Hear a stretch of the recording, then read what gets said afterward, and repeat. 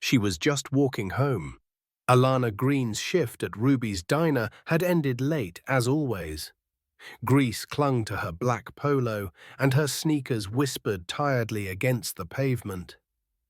$79 in tips tucked into her jacket, and one dream, getting into Howard University. The street was quiet. Until it wasn't. A low rumble behind her. Headlights, a cruiser. She didn't run. Didn't flinch, but the sirens split the silence like a scream. On the ground, now! Hands trembling, eyes wide. The officer shoved her face first into the hood. Her coins clinked on the sidewalk. Backpack torn open, her chemistry textbook fluttered like wings trying to escape. "I didn't do anything," she whispered. No one listened. Not Officer Reynolds, with his stone face and rough hands. Not the bystanders with phones recording, but silent. The door slammed. She was swallowed whole. 1 minute, a girl. The next, a suspect. No call, no lawyer, just steel doors and fluorescent lights that never dimmed. Alana sat in holding, her arms wrapped around her knees. They'd taken her hoodie.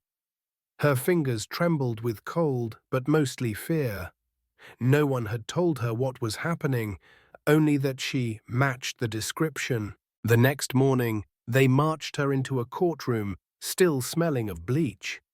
Her black polo, stained and rumpled, clung to her frame. Gavin Pierce, her court-appointed attorney, barely looked up from his folder. "We'll sort it out," he muttered. But the system had already made up its mind. Judge Caldwell presided like he was reading from a script. Silver hair, sharp eyes, and a heart of ice. The prosecution painted Alana as a carjacker with a weapon who terrified a victim and fled. No one showed video, no manager testified. Pierce asked for time, denied. Caldwell leaned forward. "The victim identified her. The evidence is clear." Alana stood. "I was at work. You can check." Silence. The gavel struck like a gunshot. 5 years. Juvenile detention. Gasps. Her mother screamed. Her little sister Mia froze, and then ran toward their seats, reached for the phone. The courtroom watched a girl disappear into chains, and another reach for something more powerful than justice. A name, a number, a father. Mia's voice trembled as she held the phone with both hands. "Daddy, they took her." A pause, then thunder on the other end. Not yelling, movement. A suitcase zipped. A door slammed. Somewhere power stirred. 3 hours later, the double doors of the courthouse blasted open. Julian Green, U.S. Attorney General, stepped through in a tailored coat and a stare that could stop time. The room turned to ice. "Release my daughter," he said. His voice didn't rise. It didn't need to. Judge Caldwell sat back like someone had struck him across the chest. "Mr. Green, Your Honor," Julian replied, voice smooth as cut marble. "This case now has my full attention." Caldwell shifted. "This is irregular. So, is railroading a child based on nothing?" The tension broke like glass. Reporters flooded the hallway. Questions flew. "Is your daughter innocent? Was she framed?" Julian didn't stop to answer. He had calls to make, records to unearth, and a war to prepare for. Alana sat in her cell, unaware the ground beneath the courthouse had started to quake. Justice didn't knock. It kicked in the door. The deeper Julian dug, the darker it got. Every document requested mysteriously missing. Witnesses changed their stories. Security footage, corrupted or gone. It wasn't just incompetence, it was orchestration. So he called Mia Sterling, a journalist who didn't scare easy. "I need eyes," he told her, "and teeth." Mia went digging, deep. Bank transfers, sealed contracts, whispered tips. And then she found it, a memo between Judge Caldwell and Greystone Juvenile Detention Center. One word sealed it all: Quota, every conviction filled a bed. Every bed paid a bonus. The more kids sentenced, the richer they got. Alana wasn't collateral. She was currency. Mia's expose hit like a sledgehammer. Justice for sale blazed across every headline. News vans circled the courthouse. Protesters lit candles and held signs. Caldwell denied everything.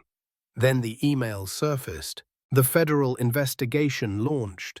Caldwell shredded papers behind locked doors, but it was too late. Files recovered. Clerks flipped.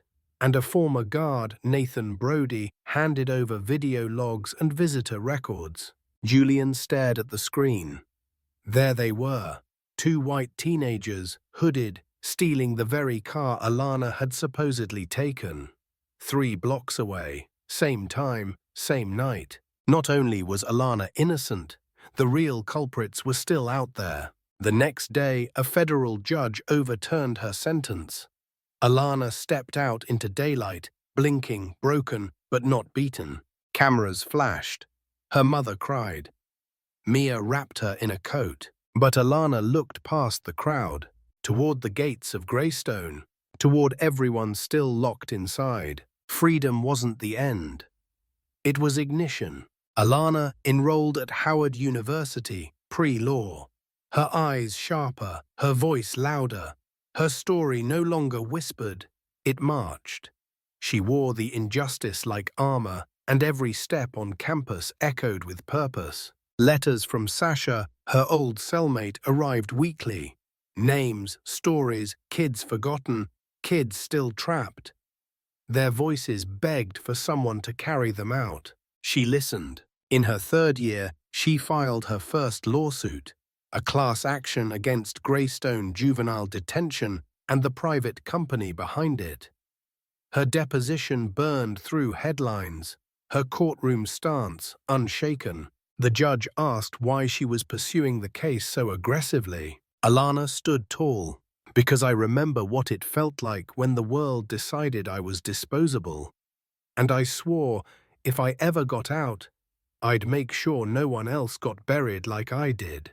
Gasps in the courtroom, and then applause. She didn't just survive the system, she cracked it open. And now, she was coming for everything they built on broken children. The story of Alana Green didn't end with freedom. It began there.